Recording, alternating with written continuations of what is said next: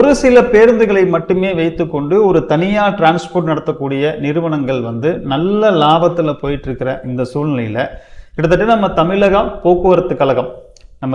போக்குவரத்து கழகம் பார்த்தீங்கன்னா கிட்டத்தட்ட 22,743 பேருந்துகளை வைத்துக்கொண்டு இயங்கக்கூடிய ஒரு கழகம் பெரும் கடன் சுமையில இருக்கு.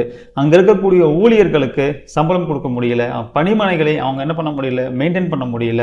அப்புறம் ஒருத்தர் ரிட்டையர் ஆகிறாரு அப்படின்னா அந்த ரிட்டையர்மெண்ட் பேமெண்ட்டுக்கு அவருக்கு செட்டில்மெண்ட் இருக்கு இல்லையா, அவங்களுக்கு எல்லாம் பிடித்தம் வைத்திருப்பாங்களா, அந்த பிடித்தம் வைத்திருக்க தொகையை அவங்க செட்டில்மெண்ட் பண்றதுக்கு கூட பல ஆண்டுகள் ஆகுது. இதனால ஒரு போக்குவரத்து ஊழியர்கள் நிறைய பாதிக்கப்படுறாங்க. அவங்களுக்கு படிக்காசு, அவங்களுக்கு வர வேண்டிய இதர எல்லா தொகையுமே ஒரு ப்ராப்பரா சேர்றதில்லை அப்படிங்கிற ஒரு பெரிய கம்ப்ளைண்ட் இருக்கு. அதை பத்தி அந்த வீடியோவில் பார்க்க போறோம். நான் விஜய் கிருத்திக், பியூட்டி எக்ஸ்பிரஸ் அவர் ஒப்பீனியன் அப்படிங்கிறது ஒவ்வொரு மனிதனும் கடைபிடிக்க வேண்டிய ஒன்று அப்படின்னு நான் நினைக்கிறேன். ஸோ அதோட விளைவு தான் இந்த விஜய் கிருத்திக் ஆர் அப்படிங்கிற இந்த சேனல். வாங்க வீடியோக்குள்ள போய் டீட்டெயிலாக பார்க்கலாம்.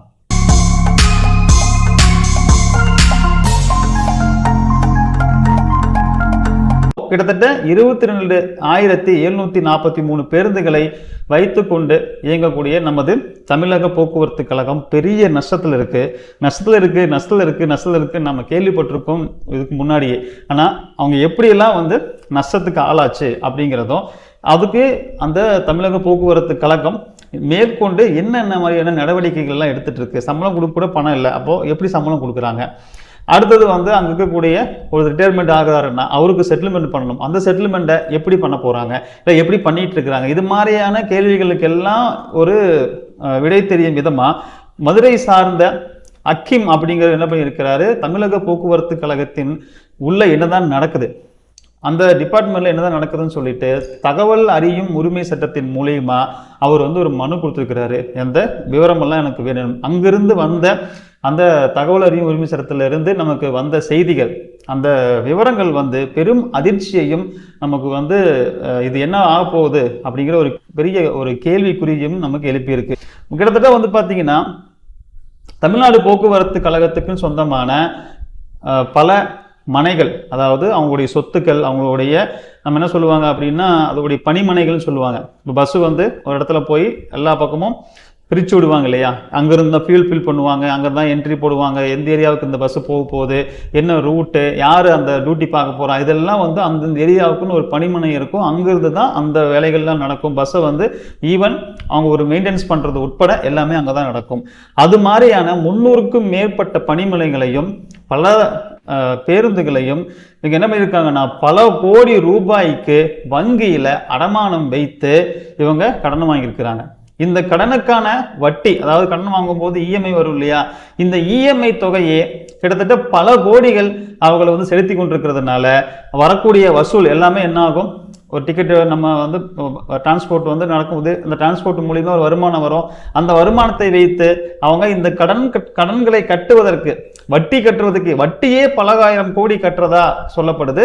அந்த வட்டியை கட்டுறதுக்கு அவங்க இந்த வரக்கூடிய வருமானத்தை எல்லாம் போட்டு கூட பத்தாம திணறி கொண்டு இருக்கிறாங்க அப்படிங்கிற ஒரு செய்தியும். இப்படி இருக்கும்போது அங்குள்ள ஊழியர்களுக்கு எப்படி அவங்கனால சம்பளம் கொடுக்க முடியும், எப்படி ஒரு வருஷம் பூரா ஒருத்தர் வேலை செய்யறாரு, அவருக்கு நிறைய அந்த படிக்காசுன்னு சொல்றது பெண்டிங் இருக்கு. அதாவது ஒரு டிக்கெட் விற்கிறாங்கன்னா அந்த டிக்கெட்டை அந்த கண்ட்ராக்டர் ஒரு ஒருத்தர் பஸ்ல ஏறுறாரு, அவர்கிட்ட டிக்கெட் வாங்காம விட்டுறக்கூடாது.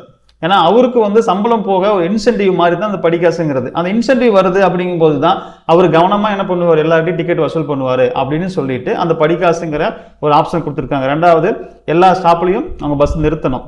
இப்போ பஸ் டிரைவரும் கண்ட்ராக்டரும் பஸ்ஸை நிறுத்தாம அவங்க பாட்டு நமக்கு எதுக்கு வேலை, நமக்கு சம்பளம் வருது, நாம சம்பளத்தை வச்சா சம்பளத்தை வாங்கினா நமக்கு போதும், எதுக்கு நம்ம போய் எல்லா ஸ்டாப்லையும் பஸ்ஸை நிறுத்தி இத்தனை பேசஞ்சரை ஏற்றிக்கிட்டு மறுபடியும் இறக்கிக்கிட்டு அவங்கெல்லாம் மெயின்டைன் பண்ணிக்கிட்டு இதெல்லாம் பண்ணிட்டு இருக்கணும் அப்படின்னு ஒருத்தருக்கு தன்னுடைய அந்த வேலை மேல என்ன தோணலாம், போதும் சம்பளம் வந்தா போதும்னு சொல்லிட்டு ஒரு ஆர்வம் குறையலாம்.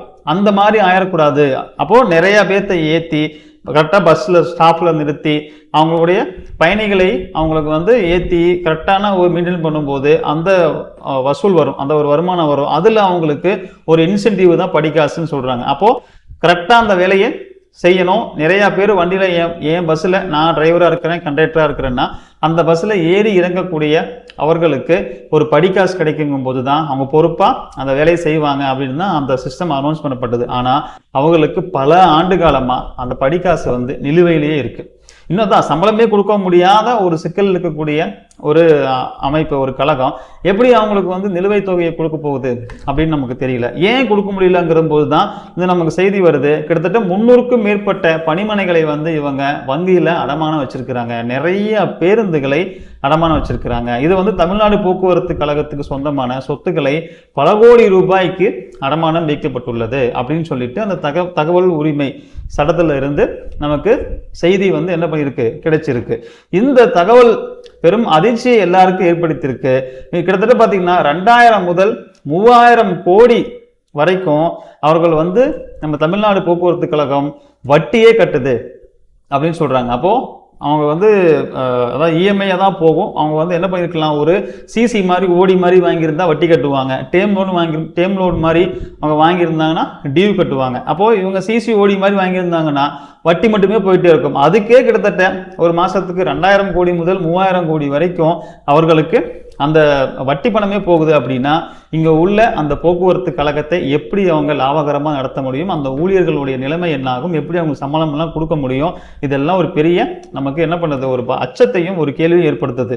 இது போக நம்ம வந்து ஒரு பார்ட்டி வந்து தேர்தலுக்கு வளர்த்த, அதாவது ஒரு அரசியல் கட்சி தேர்தலுக்கு வராங்க அப்படிங்கும்போது தேர்தல் அறிக்கையில் அவங்க கொடுக்கறது, நான் வந்து பெண்களுக்கு பேருந்து இலவசமாக பயணிக்கிறதுக்கு நாங்கள் பாஸ் கொடுக்குறோம், அப்புறம் இவங்களுக்கு பாஸ் கொடுக்குறோம், அவங்களுக்கு பாஸ் கொடுக்குறோம், இது மாதிரி இலவசமாக வந்து பயணிக்கக்கூடிய அவர்களுக்கு வந்து பார்த்தீங்கன்னா என்ன ஆகாது, அவங்க மூலியமா வரக்கூடிய அமௌண்ட் வராமல் போகுது. ஆனால் அந்த பணத்தை அரசு வந்து நம்ம போக்குவரத்து கழகத்துக்கு கொடுக்கணும்ல, கொடுக்கறது இல்லை. இப்போ இலவச பேருந்துகள், அட்டைகள் இதையெல்லாம் அவங்க வந்து ரன் பண்றது மூலம் கிட்டத்தட்ட ஒரு நாளைக்கு ஒன்றுக்கு பார்த்தீங்கன்னா 55 லட்சம் பேர் என்ன பண்றாங்கன்னா அந்த பேர்ல இலவசமா பயணிக்கிறாங்க. இப்போ இந்த 55 லட்சம் பேர் இலவசமா பயணிக்கக்கூடிய இந்த நபர்களுக்கு வந்து லாஸ் ஆகுது. இந்த டிக்கெட் வந்து வசூலிக்கப்படாத போது தமிழக போக்குவரத்து கழகத்துக்கு என்ன ஆகுது, அது பெரும் இழப்பாக வருது. இந்த இழப்பை யாரு கொடுக்கணும்? இந்த இலவச போக்குவரத்து பாசை வந்து கொடுக்கறது யாரு? அரசு தான். அப்போ அரசு என்ன பண்ணணும், வேற ஒரு துறையிலிருந்து வரக்கூடிய பணத்தை இந்த டிக்கெட்டுக்கு உண்டான கேஷா கொடுக்கணும். இப்போ டாஸ்மாக்லேருந்து வருமானம் வருது, இல்லை வேற எங்கிருந்து ஒரு வரி அவங்களுக்கு வருமானமா வருது.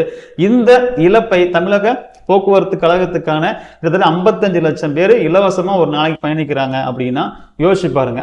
அப்போ 50 லட்சம் பேருக்கு உண்டான அந்த வருவாய் இழப்பை வேற ஒரு இடத்துல இருந்து வருவாயா எடுத்து அரசாங்கம் வந்து இந்த போக்குவரத்து கழகத்துக்கு கொடுத்துருச்சு அப்படின்னா இந்த லாஸ் அப்படிங்கிற பிரச்சனையே கொஞ்சம் குறையும். ஆனால் அப்படி செய்யாததுனால இது என்ன ஆகுதுன்னா மேலும் மேலும் மேலும் மேலும் அது என்ன ஆகுது, பெரிய லாஸ் ஆகுது. இதில் இப்போ கடுமையான நிதி நெருக்கடியில் நம்ம தமிழ்நாடு போக்குவரத்து கழகம் சிக்கிட்டு இருக்கு. கிட்டத்தட்ட 75% பேருந்து வந்து பார்த்தீங்க அப்படின்னா காலாவதி ஆயிடுச்சு. இப்போ பெரிய நெருக்கடியில் இருக்கிறாங்க. இப்போ அவங்களுக்கு எதை வச்சு வருமானம் வரும்? பேருந்து ரன் ஆக வச்சு தான் வருமானம் வரும். ஆனால் அந்த பேரில் நீங்கள் பேருந்துலாம் போய் பார்த்தீங்கன்னா அரசு பேருந்து அப்படின்னாவே நீங்கள் வண்டி ஏறினாவே எங்கே எது விழுவோம் அப்படிங்கிற அளவுக்கு தான் வண்டியோட கண்டிஷன் இருக்கு. அப்போது நம்ம வந்து ஆண்டுதோறும் ஒரு முறை வந்து ஒரு கமர்ஷியல் வெஹிக்கிளை எஃப்சி காமிச்சு தான் அந்த வண்டியை பயன்படுத்தணும்னு சொல்லிட்டு ஒரு பிரைவேட்டு வாகனம், அதாவது நம்ம ஒரு பிரைவேட்டா ஒரு கமர்ஷியல் பர்பஸ்க்காக ஒரு வாகனம் எடுத்து நம்ம பயன்படுத்துறோம் அப்படின்னா அந்த வாகனத்தையே ஆண்டுக்கு ஒரு தடவை எஃப்சி காமிச்சு அவங்க நீட்டா மெயின்டைன் பண்ணி தான் பயன்படுத்த முடியும். ஆனா இந்த அரசு நடத்தக்கூடிய இந்த போக்குவரத்து கழகம் வந்து பார்த்தீங்கன்னா இருக்கக்கூடிய பேருந்தை அவங்க எஃப்சி காமிக்கிற மாதிரியும் தெரியல, அந்த வண்டியை வந்து கரெக்டாக மெயின்டைன் பண்ணுற மாதிரியும் தெரியல. அந்த பழைய வண்டியை, காலாவதியான வண்டியவே தொடர்ந்து என்ன பண்ணிட்டு இருக்கிறாங்க, அவங்க இயக்கிட்டே இருக்கிறாங்க. கிட்டத்தட்ட வந்து பார்த்தீங்கன்னா இது போன்ற பேருந்துகளால் தான் நிறைய விபத்துகள் வந்து நமக்கு நடக்கிறது. ஏன்னா ஒரு பேருந்து கண்டிஷனாக இல்லை அப்படின்னா அதில் கிட்டத்தட்ட பயணிக்கக்கூடிய ஒரு 40-50 பேருனா அவங்களுடைய நிலைமை என்ன ஆகும்? இது மாதிரியான பேருந்துகள் மூலியமா நமக்கு என்ன ஆகும், நிறைய விபத்துகள் ஏற்படுறதுக்கு வாய்ப்புகள் அதிகமாக இருக்கு. ஒரு 7 லட்சம் கிலோமீட்டர் ஒரு வண்டி ஓடிருச்சு அல்லது 6 ஆண்டு அந்த வண்டி வந்து ஓடிருச்சு அப்படின்னா அந்த வண்டி அதோடைய ஆயுள் காலத்தை முடிச்சிருச்சு. அது அந்த வண்டியுடைய ஆயுள் காலம் முடிந்தது அப்படின்னு சொல்லிட்டு என்ன பண்ணணும், அந்த வண்டியை தூக்கி காயலாங்கடைக்கு போட்டுட்டு புதிய வாகனங்களை கொண்டுட்டு வரணும். ஆனால் காலாவதி காலாவதியாயே பல வருஷம் ஆன வண்டியவே தொடர்ந்து நம்ம தமிழக போக்குவரத்து கழகம் அப்படிங்கிறது இன்னமும் அதை வச்சு என்ன பண்றாங்க, டிரான்ஸ்போர்ட் ரன் பண்றாங்க. அதுல நமக்கு பயணிக்கிறது ஒரு பெரிய சேஃப்டி ப்ரிகாஷன் அப்படிங்கிறது பெருசாக நமக்கு சேஃப்டி பர்பஸில் அடி வாங்கிறோம். அதில் நமக்கு நிறைய ஆபத்துக்கள் உண்டு. அது போக இலவசம் அப்படின்னு சொல்லிட்டு ஒரு அரசு அறிவிச்சு அந்த இலவசத்தின் மூலியமா வரக்கூடிய இழப்பு அப்படிங்கிறதுனால ஒரு பெரிய அளவு நமக்கு அந்த ஒரு துறை, போக்குவரத்து துறையே ஒரு பெரிய இழப்பு சந்திக்குது. அப்படிங்கும்போது இது நமக்கு எங்க போய் அடுத்து முடியும்? உதாரணத்துக்கு எனக்கு டெலிஃபோன் பிஎஸ்என்எல் எடுத்துக்கோங்க. இப்போ பிஎஸ்என்எல் அப்படிங்கிற ஒரு தொலைத்தொடர்பு அந்த பிஎஸ்என்எல் உடைய அந்த துறையே இல்லை. எல்லாருமே விஆர்எஸ் வாங்கிட்டு போயிட்டாங்க. நீங்க இங்க பிஎஸ்என்எல் ஆபீஸுக்கு போனோம் அப்படின்னா அந்த ஆபீஸை போனாவே ஒரு வெறிச்சோடி கிடக்கக்கூடிய நிலைமை தான் இன்னைக்கு நம்ம எதிர்பார்க்கிறோம். ஒரு வெறிச்சோடி கிடக்கக்கூடிய நிலைமை தான் அங்கே இருக்குது. அங்கே ஒரு சரியான ஒரு நபர்களோ ஒரு சர்வீஸ் கொடுக்கறதுக்குண்டான சூழ்நிலையோ எதுவுமே இல்லை. ஆனால் பிஎஸ்என்எல் கிட்ட இருந்து சர்வீஸ் வாங்கி பிரைவேட்டு ஆளுங்க நிறைய பேர் வந்து என்ன பண்றாங்க, சர்வரே அவங்ககிட்ட தான் வாங்குறாங்க. பிஎஸ்என்எல் கிட்ட பல்கா அவங்க வந்து பர்ச்சேஸ் பண்ணி அவங்க டேரிஃப் வச்சு ஒரு காலுக்கு இவ்வளோ, ஒரு எஸ்எம்எஸ்க்கு இவ்வளோ, இல்லை இந்த மாதிரி இவ்வளோ, டேட்டாவுக்கு இவ்வளோனால என்ன பண்றாங்க, அவங்க கூறு போட்டு வித்துக்கிறாங்க. ஆனா அவங்களுடைய சர்வர் எல்லாமே யாருன்னா பேக்கெண்ட்ல பிஎஸ்என்எல் தான் இருக்கிறாங்க. ஆனா பிஎஸ்என்எல் அப்படிங்கிற ஒரு நிறுவனம் இன்னைக்கு நலிவடைஞ்சு அது கிட்டத்தட்ட காணாமே போயிடுச்சு. இது மாதிரி ஒரு துறையே வந்து நமக்கு பெரிய அளவில் பாதிக்கப்படுது. இவங்க ஏன் இன்னும் இலவசம் சொல்லிட்டு இதை அனௌன்ஸ் பண்றாங்க தெரியல. இப்போ உதாரணத்துக்கு வந்து நான் ஒரு 10 ரூபாய் செலவு பண்றது அப்படிங்கிறது எனக்கு பெரிய விஷயம் இல்லை. இப்போ ஒரு தடவை ஒருத்தவங்க வந்து ஒரு பெண்கள் வந்து பஸ் ஏறி போறாங்கன்னா இங்கிருந்து ஒரு இடத்துக்கு போகும்போது 10 ரூபா ஆகும், அங்கிருந்து இந்த இடத்துக்கு வரும்போது 10 ரூபா ஆகும், மொத்தம் 20 ரூபா ஆகும். ஒரு இடத்துக்கு போயிட்டு வரத்துக்கு அவங்களுக்கு டிரான்ஸ்போர்ட் கிட்டத்தட்ட ஒரு 25 ரூபா டு 30 ரூபா இல்லை ஒரு 40 ரூபா ஆகுதுன்னு வச்சுக்கோமே. ஒரு ஆள் 40 ரூபா செலவு பண்றது அப்படிங்கிறது பெருசு இல்லை. இன்னைக்கு தமிழ்நாட்டில் கிட்டத்தட்ட 8 கோடியை தாண்டி நம்மளுடைய பாப்புலேஷன் போயிட்டு இருக்கு. அதுல முதல்ல சொன்ன மாதிரி 55 லட்சம் பேர் ஒரு நாளைக்கு இலவசமா டிராவல் பண்றாங்கன்னா 20 ரூபான்னு வச்சுக்கோமே. ஒரு நாளைக்கு 20 ரூபாய் அவங்க ஒரு டிக்கெட் எடுக்காம வந்து ஃப்ரீயா டிராவல் பண்றாங்கன்னா 20 பேருக்கு 55 லட்சம்னு போட்டா ஒரு நாளைக்கு எவ்வளவு பெரிய தொகை ஆகுது, ஒரு மாசத்துக்கு எவ்வளவு பெரிய தொகை ஆகுது, ஒரு வருஷத்துக்கு எவ்வளவு பெரிய தொகை ஆகுது. இந்த சலுகையை ஆட்சிக்கு வந்தவங்க 5 வருஷத்துக்கு அலௌன்ஸ் பண்றாங்கன்னா 5 வருஷத்துக்கும் சேர்த்து எவ்வளவு தொகை லாஸ் ஆகும். அப்போ ஒருத்தங்க இண்டிவிஜுவலா 20 ரூபாய் செலவு பண்றதுங்கிறது அது பெரிய விஷயம் கிடையாது. ஆனா 55 லட்சம் பேர் அதை இலவசமா பயன்படுத்துறாங்க போது அதை ஒரு துறை தான் என்ன பண்ணணும், அந்த லாஸை வந்து அவங்க எதிர்கொள்ளணும். அந்த லாஸை எதிர்கொள்றதுக்கு எங்க இருந்து அவங்களுக்கு நிதி வரும்? இதையெல்லாம் யோசிக்காம நம்ம இலவசம் அப்படின்னு சொல்லி கொடுக்கறதுனால எந்த நம்ம பயன் அடைய போறோம் தெரியல. நம்ம நாட்டினுடைய வளர்ச்சி எந்த அளவுக்கு இருக்க போகுது அப்படின்னு நமக்கு தெரியல. நீங்க என்ன நினைக்கிறீங்க? இந்த நடந்துட்டு இருக்கிற இந்த விஷயத்தை பத்தி நீங்க என்ன நினைக்கிறீங்க? இதுல வந்து இன்னும் அடுத்து என்ன நடக்க போகுது அப்படின்னு நமக்கு தெரியல. இப்படி ஒரு பிஎஸ்என்எல் அப்படிங்கிற ஒரு துறை காணாம போன மாதிரி நமக்கு தமிழ்நாட்டில் போக்குவரத்து கழகம் அப்படிங்கிற ஒரு துறையே காணாம போயிடுமா அப்படின்னு தெரியல. நீங்க என்ன நினைக்கிறீங்க? இதை கமெண்ட்ல சொல்லுங்க. இன்னொரு பயனுள்ள வீடியோவில் நான் உங்களை மீண்டும் சந்திக்கிறேன். அது வரைக்கும் எல்லாருக்கும் வணக்கம். பாய்.